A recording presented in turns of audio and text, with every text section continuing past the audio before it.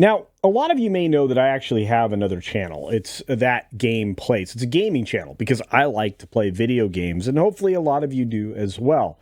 And you can definitely go and check out the channel down in the description below. And I would appreciate if you would subscribe because we are trying to get to 10,000 as fast as we possibly can. On the way, we're producing 1 or 2 videos per weekday, plus a weekly live stream, which I encourage you to attend today, Wednesday, from 3 p.m. to 5 p.m. Eastern on That Game Place. We're going to cover a series of stories, but maybe not ones that are, well, covering this particular story. But again, That Game Place is a place that you can find me. Now, for today's subject, I want to talk about video game layoffs. It's been happening across the industry for a couple of years now, and there's a very good reason. They're running out of venture capital. And that's not great, but it's also indicative and basically an exemplar of what happens when you push too much garbage politics into any kind of a game. It basically makes the game less saleable to the normal culprits, i.e. gamers like me. A lot of us are basically tracking what is infected with a lot of these things. That's why Cabrutus created his wonderful curator list, and it's why many others are helping to identify the games to avoid. So this is a situation that can be easily reversed by not twisting to the whims of, cheap capital. You may get the cheap capital, but ultimately you won't get the sales, which is why a lot of game companies are going broke. Entire divisions are being shut down. Of course, we can refer to, the failed Saints Row thing over there at Embracer, which basically killed Volition. We can talk about other game studios that are likely to fold, such as Rocksteady. And there are many more, and layoffs are prevalent everywhere. In fact, let's take a look at a few of the locations that we've got that problem. Now, the following are a list of layoffs from just this year, and this actually is available at an Obsidian location, but it basically breaks down what all is happening out there in the world of gaming, at least for developers or anybody that's involved in the industry. And you can see it's been updated as recently as the 3rd of July, with 15 people being laid off at Wicked Games. And as you go down through all of these places, like Pieces Interactive over at Embracer, they lost about 40. You can keep looking down at VR Chat, Sumo Group, Timber Games, and realize it's kind of a bloodbath. That's not a word you normally hear associated with games industry. You might see bloodbaths in video games, but in this case, you just keep seeing things like Arcane lose 60 employees or Tango Gameworks losing 150. This is all this year. As we scroll down through this, it's basically a free fall at this point. And all of these are tied to stories that, basically can be verified through the gaming press. And as I continue to scroll, you can see that even the big boys are not immune. You've got Ubisoft here and a few others. Gearbox losing who knows how many at this point. And, Electronic Arts with 670 game developers. Not surprising. But as you see, PlayStation loses 900 and nobody bats an eye, waves a finger, or really usually reacts to it much. Activision Blizzard was the biggest one of the year, right at the beginning of the year with 1,900. And other than that, 530 from Riot Games, 75 from Thunderful Group, and 1,800 at Unity. Well, Unity did that to themselves. But this is just in the year of 2024. And it's not going to get better. It'll only get worse. And there are places where they're avoiding this problem, which is the whole point of this video. Japan. Japan has avoided this for a couple of reasons. One, they're going to talk about here in this Verge article, and the other being they really try to avoid making woke stuff. They try to avoid bending the knee. Workers in the country of Japan, according to the sub-headline here, enjoy greater protection because of employment laws. But that means it's anything close to a proletariat utopia. which is what all these commies want that write for these outlets like Verge, which is why you should be getting your game news from That Game Place and, of course, That Park Place, which is where a lot of game news comes from, in addition to other trusted locations. But you can see that over the course of the last 3 years, we have a change. In the United States, or at least globally, actually, in 2022, there were 8,500 people that lost their jobs in the video game industry. In 2023, that number alone was 10,500. And now just a little over half of the year is gone, and we've lost more. In 2024, 10,800. So experts believe that the unemployment rate in the video game industry is as high as 9%, which doesn't surprise me. In fact, if we really did a deep dive into what percentage of what had unemployment, everything but government workers would be well represented.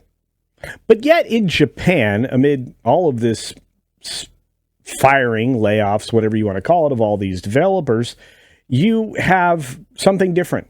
You have Sega raising employees' salaries by 33%. You have Koei Tecmo upping wages 23%.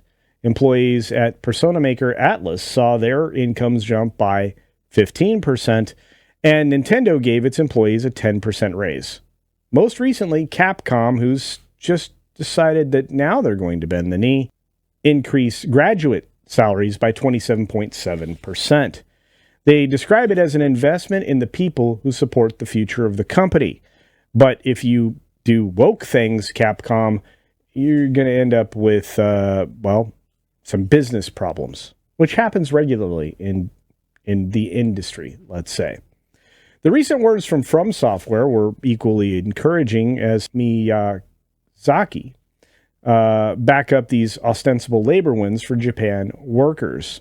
And on mass layoffs that are happening in the U.S., he said, "As long as this company is my responsibility, that's something I would not let happen."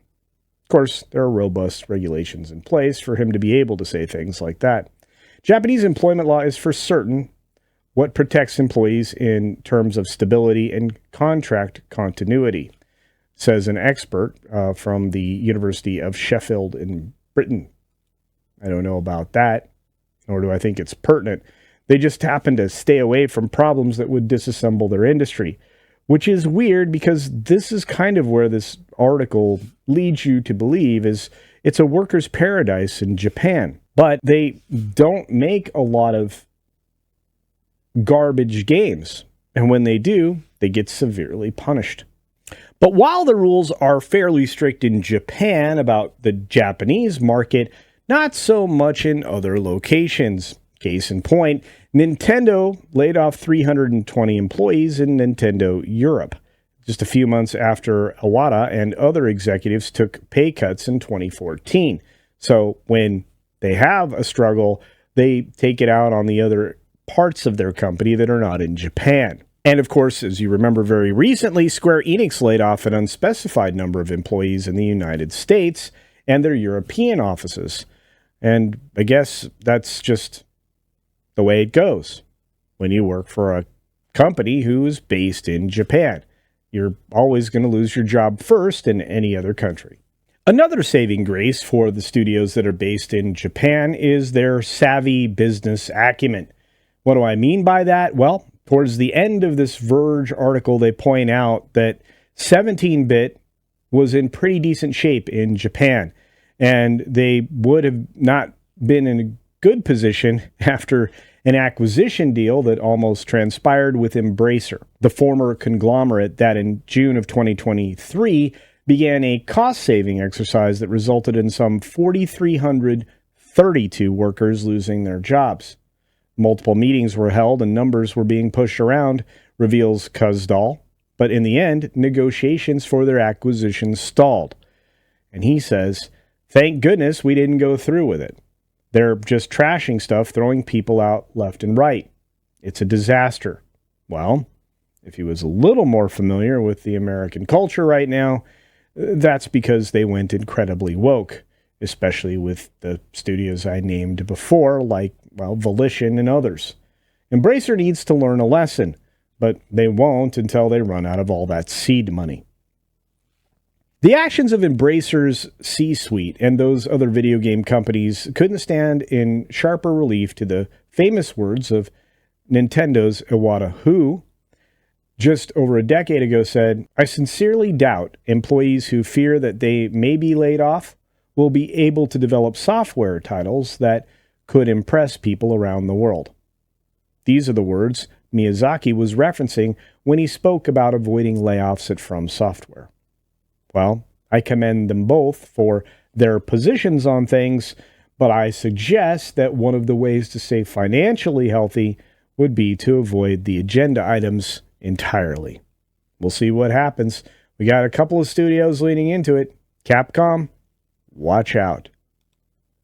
But hey, what do you think?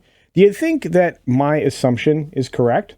Do you think that if they were to continue to avoid all of the agenda and messaging items, that these software companies in Japan would flourish? Do you believe that they would basically take over the game industry and give us all the great AAA things we absolutely deserve? Do you think they'll be able to overtake the likes of Take-Two, which is, I think, owned by 2K, or vice versa, or EA, or whatever Microsoft has turned Activision Blizzard into? Do you think they can overcome those hurdles? I think they can. Anyway, for great stories like this one, you can tune in here to Culture Casino, but you can also check out That Game Place, which, as I said, is going to be dedicated to video games in almost every possible way, from competitive live streams to our weekly live streams on Wednesday between 3 p.m. and 5 p.m. Eastern. You can also check out at least 1 to 2 videos every single weekday, and of course some great video game reviews that are, well, starting up quite soon. Do yourself a favor, subscribe early. And on that note, thank you for showing up for this video, and if you're not subscribed to this channel, please consider doing so right now. Let me beg that of you, because we're really close to 25K, which it's been a dream of mine to get through in July. I hope we can do it. And if you haven't hit a like already, please do so.